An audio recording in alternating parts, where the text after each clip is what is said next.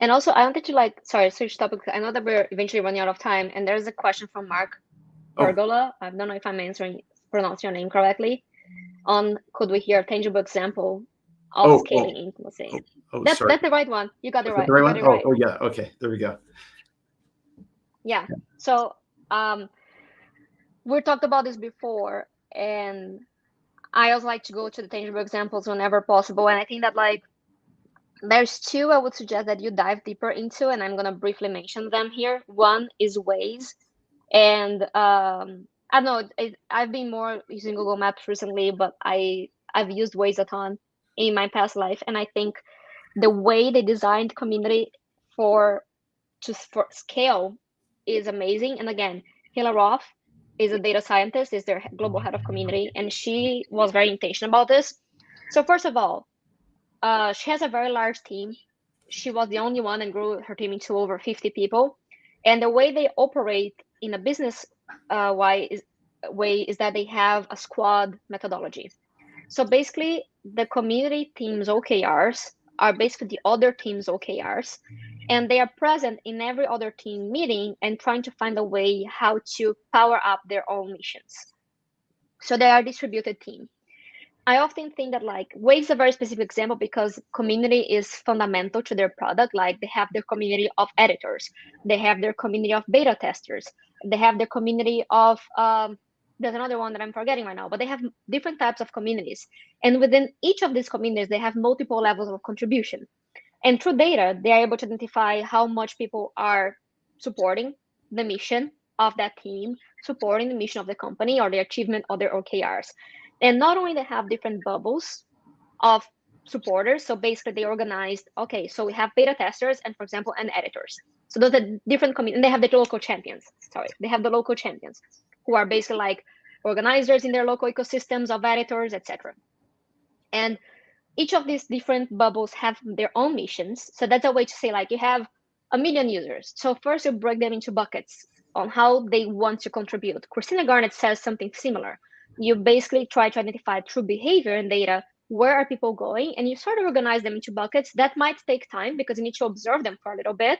And that's to a certain level bottoms up and top down because one, you have your product and the needs of your product, as in ways you need people to edit maps and you need people to beta test. So these are top down contributions. Then there's bottoms up, things that people just want to do. They want to wear your t-shirt, they want to refer your product to a friend. That so those are things that you identify from data. Whatever it is, you understand those buckets and you carve paths for people to enter in those, and you need to understand levels of contribution, like video games, pretty much, within each of these uh, buckets. So, for instance, how do you communicate with someone who is a top contributor versus someone who just joined in and is starting to edit maps? How do you help top contributors help the new ones? In a nutshell, how do you design that journey so that you help new users become a contributor and then from new contributor to become a top contributor? And basically, you break this down in several groups. You create a little ecosystem, if you want to say, or little constellation of people based on how they're contributing. That's a bucket. And within that, what is the journey? And that sounds complicated. My suggestion is that you think about 3 and 3. Maybe every company would have 3 levels of contribution, 3 areas, sorry, of contribution. And within each area of contribution, there's 3 areas of growth that they can go through from new to top contributor. And that's um, in more architecturally speaking, how to scale intimacy. I hope that's not too vague, Mark. And ultimately, I think that you need to think of how to not centralize communication. And to that, platform and programming are fundamental because those buckets help you make sure that you are not creating a room like hosting 15 people in a football stadium or feeding 1,000 people in your dinner room, in your dining room. I like creating intimacy means breaking people down into smaller bubbles or smaller communities and smaller type of events because that allows people to develop relationships differently. So if you think about it on an events perspective, always think about hosting at least 3 different type of events, hosting coffee chats, which are 1 to 3 people, host dinners, which is 8 to 15 people or less, and meetups, which are like 40 people, 50 people in a room. And then you can have music festivals, some once in a while, like conference, like CMX Summit, like CLI Summit, etc. Because those are different ways in which people interact at different levels of intimacy. And this type of events force serendipity in different ways.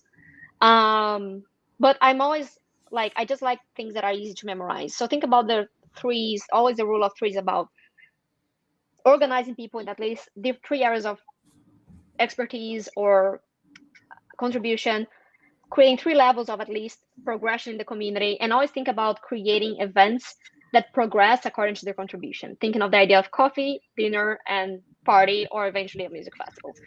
I hope I did not go too long into this. No, no, no. That's absolutely golden. I Yeah, first of all, I love the idea of sort of conceiving of things in threes, because psychologically speaking, that's like how people tend to think in threes. I love the gamification element of that, sort of thinking about what is that growth pattern, like how do we see how people kind of go from level to level. yeah, And I think it speaks to in practical ways what you talk about in the book in terms of collision theory of people, and oh just yeah, like how do we create more of those kinds of ways for people to know, and that idea of having like 3 different levels of events is amazing. That's a terrific insight, because you're yeah, creating different social situations with different levels of intimacy. That's such a powerful idea, and such a nice way to kind of wrap up exactly. here, for our And conversation. we know we can dive deeper into each of these strategies. I always try to like shove too much content in one because I think there's different ideas that can be useful for different people. And I think the most important, like when I talk about collision theory, I legitimately think we work that way. Like think of frequency, whatever you do event wise, think of like making that cadence work. The founder of Startup Grind, Derek Anderson, is one of the most like natural community builders I've met. He wrote the foreword for my book, and he's been a big teacher for me in community building. I worked with Startup Grind for years, and he's like always said that secret recipe for Startup Grind success has been cadence and simplicity. So frequency is everything. Density, which is the relevance of people in the room. When I say density, people think about, oh, small, cozy spaces. Yes, and relevance. How do you curate the room? How there is density in sense of like conversations that they can have, which are deep. And finally, catalyzing effects. Catalyzers could be a facilitator, the table, could be a discussion topic, could be your agenda.